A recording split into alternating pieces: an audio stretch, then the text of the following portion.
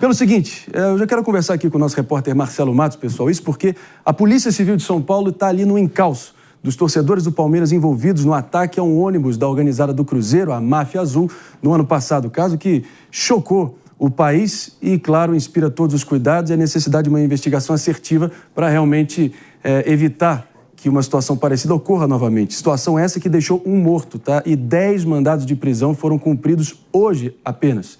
Uma boa notícia nesse sentido e ao vivo agora, Marcelo Matos tem todos os detalhes. Bom dia, Marcelão, conta pra gente. Muito bom dia, Marinho, e a todos que nos acompanham aqui no Morning Show. Nós falamos justamente aqui na região central de São Paulo, Departamento de Homicídios e Proteção à Pessoa, centro da capital paulista.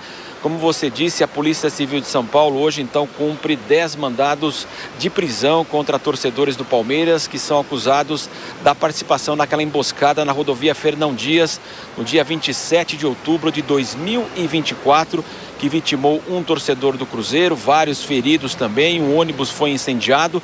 Até dezembro havia já 17 pessoas presas envolvidas nessa investigação e hoje então mais 10 estão sendo alvo dessa operação, portanto, da Polícia Civil aqui paulista. 6 pessoas já foram trazidas aqui para o DHPP. 4 ainda estão foragidos. Nós lembramos também que ainda há mandados de busca e apreensão, são 12 no total. E fica toda a expectativa agora, então, da polícia prosseguindo nesse caso. A operação, inclusive, chama Ágato 2. Ágato em italiano significa justamente emboscada, que trata justamente como aconteceu lá a operação no dia 27 de outubro de 2024, quando então os torcedores do Palmeiras atacaram o ônibus então da torcida do Cruzeiro. Fica a expectativa então da apresentação. A polícia ainda não tem uma previsão, algum delegado que possa conversar conosco, porque em razão ainda de 4 pessoas que estão ainda foragidas, não foram localizadas pela polícia. Então fica essa expectativa ao longo desta terça-feira desse caso aí que, como você disse, chamou muita atenção, repercussão inclusive internacional. Mais um conflito envolvendo torcidas, muito longe inclusive até dos estádios desta vez. Isso aconteceu na rodovia Fernão Dias, aqui no trecho paulista, na região de Mairiporã. Vamos continuar acompanhando, daqui a pouco voltamos com mais informações, ainda atualizando esse caso ao longo desta terça-feira, Marinho. Pelo menos uma boa notícia aí para tentar sanar, ou pelo menos trazer alguma resolução desse capítulo trágico aí, dessa saga insana, que é só mais um reflexo, na minha opinião, quero ouvir dos meus pares, da incompetência, da inação e da omissão do Estado brasileiro. E a gente segue ali correndo, o cachorro que corre atrás do próprio rabo, fazendo paliativos, fazendo o famoso deixa disso, mas uma punição, ou pelo menos uma revolução no estatuto e na forma de punição desses elementos ainda há de ser feito, ainda está pendente. Queria ouvir o David de Tarso aqui até para trazer um paralelo histórico e ver como que o Brasil pode, no mínimo, resolver essa parada. Pois é, Marinho, eu fico me perguntando também a importância das torcidas organizadas para os clubes, porque ultimamente a gente só vê notícias adversas em relação às torcidas organizadas. Por exemplo, essa exemplifica bem que eles muitas vezes vão em busca de arrumar brigas, fizeram uma emboscada em plena rodovia. Por meio do trabalho da polícia e das câmeras de monitoramento se identificou isso.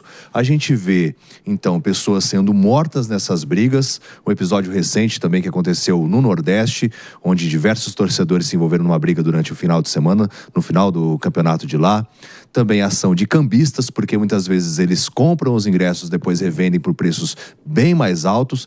Então, assim, eu fico me perguntando qual que é a importância das torcidas organizadas nos dias atuais e também no histórico do passado, porque a gente vê só confusão e esquemas de corrupção dentro dos clubes. Eu acho que há torcidas e torcidas. Exatamente. Não dá para generalizar. Exato. Existem torcidas que, eu poderia citar várias, Brava Ilha, enfim, eu conheço mais as de Pernambuco. Mas existem torcidas, inclusive tem uma super tradicional que se chama Treme Terra, que é uma das torcidas organizadas do esporte, que tem, assim, 50 anos, jamais se envolveu numa briga, eles tocam frevo no estádio durante o jogo. Aquela marchinha, claro. Exato. Ou seja, não necessariamente torcida organizada vira crime organizado.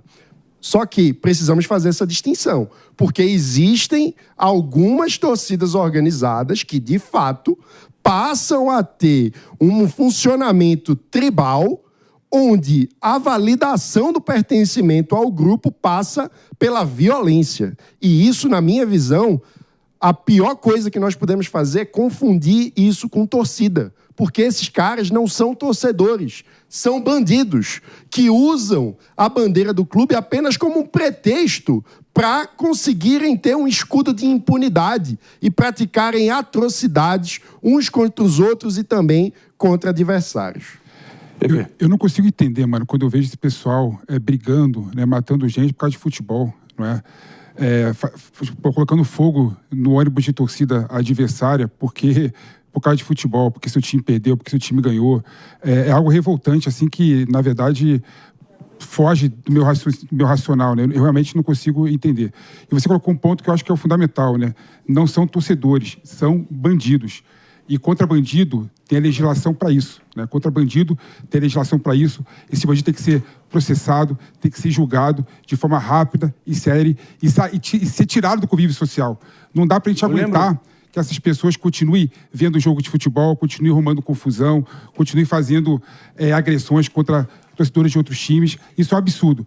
E só um ponto, só para colocar um ponto aqui, que eu acho que não foi o que o David quis dizer, não, mas só para destacar aqui, né, que eu acho importante, né? Torcida organizada não é sinônimo de bandidagem, né? Torcida organizada, qualquer organização, tem gente boas e gente ruins. O que a gente tem que fazer como sociedade é tirar essas pessoas ruins do futebol, tirar as pessoas ruins da torcida organizada, do estádio, né? E deixar na cadeia. Claro que eu vou aqui só para trazer um paralelo histórico, né? Veja, havia um país que era infinitamente mais violento que o Brasil ali na final da década de 80, que era a Inglaterra. Para muitos ali, o berço do futebol. Na semifinal da Copa da Inglaterra, em abril de 89, entre Liverpool e Nottingham Forest, foi onde aconteceu a tragédia de Hillsborough, onde simplesmente 96 torcedores do Liverpool foram mortos, 766 ficaram altamente feridos, pisoteados, uma tragédia tanto que gerou o banimento da Inglaterra como um todo de todas as competições europeias por 5 anos. E vários torcedores, desde então envolvidos naquele morticínio todo, naquela tragédia de Hillsborough, tiveram que, por muitos e muitos anos, comparecer à delegacia mais próxima a eles, em dias de jogos dentro de casa, em dias de jogo até fora de casa. Poucos anos depois, nasceu a Premier League, hoje tida como talvez o suprassumo, né? A grande referência de qualidade, de organização de uma estrutura futebolística. Será que está na hora da gente pensar um pouquinho grande ou tem que esperar uma tragédia de Hillsborough acontecer no Brasil? Claro que eu não estou promovendo aqui generalizações, né? Generalizando que todas as torcidas realmente organizadas, né? São, de fato, criminosos. Mas uma coisa que está ficando chata no futebol, antigamente a gente tinha, por exemplo, a possibilidade de times se enfrentarem com torcidas adversas, né? Ou seja, você tinha contato com o adversário mesmo recebendo no estádio. Hoje, aqui no estado de São Paulo, isso não é possível mais, justamente por conta dessas torcidas organizadas que promovem essas brigas. Então, assim... Desculpa, isso aí eu acho que é o maior atestado de falência e da profundidade do buraco que todos nós chegamos, né? É chato, chega a ser chato isso. Chega a ser chato, né? É insuportável. Aninha, concluindo. Não, eu acho que tem uma outra questão, que é a forma como os ingressos têm sido vendidos hoje em dia, o horário dos jogos, como tem sido hoje em dia, ele acaba afastando pessoas que não necessariamente fazem parte desses grupos, dessas torcidas organizadas, porque pessoas que não fazem parte simplesmente não conseguem comprar,